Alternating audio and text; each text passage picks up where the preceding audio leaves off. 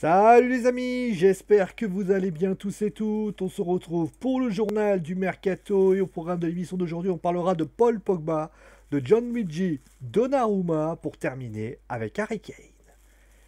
Il a fait une sublime saison encore une fois. Paul Pogba est un élément incontournable de Manchester United et de l'équipe de France. Et forcément, bien, quand on sait qu'il sera en fin de contrat la saison prochaine, forcément, il y a deux solutions qui lui est possible. Soit vous vendez, soit vous prolongez.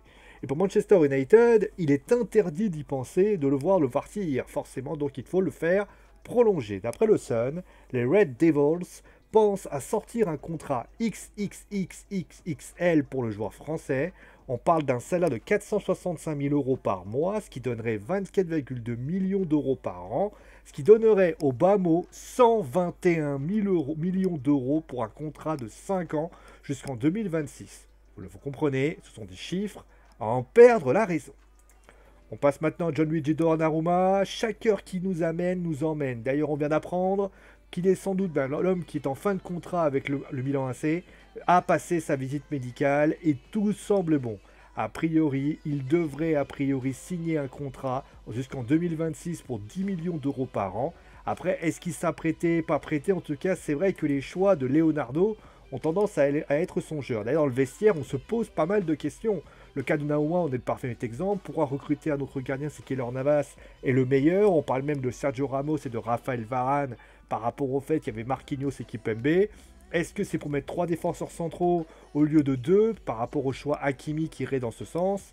En tout cas, les joueurs parisiens sont très précautionneux et attendent réellement du concret pour se prononcer sur le bien fondé de la qualité du mercato parisien. On termine maintenant avec Harry Kane, vous l'avez compris, hein, il veut quitter Tottenham. Ça a été très très long, il a apprécié de jouer aux Spurs, mais on a parlé du Paris Saint-Germain, mais il y a un lieu qui est prêt à mettre le paquet pour réussir à le récupérer, c'est Manchester City. Et en effet, le Guardian indique que le club de Pep Guardiola proposerait une somme de 116 millions d'euros, et s'il n'est pas suffisant, il y ajouterait Raheem Sterling, Aymeric Laporte et Gabriel Jesus. Maintenant, malgré tout ça, Tottenham ne compte pas le lâcher et il proposerait la somme, il faudrait pour le récupérer 175 millions d'euros. Forcément focalisé sur l'euro, Harry Kane n'a pas indiqué ce qu'il souhaitait faire. C'est la fin donc de ce journal du Mercato. J'espère que l'émission vous a plu. On se retrouve bien sûr demain pour plein d'informations. D'ici là, portez-vous bien. Gros bisous tout le monde et à très vite.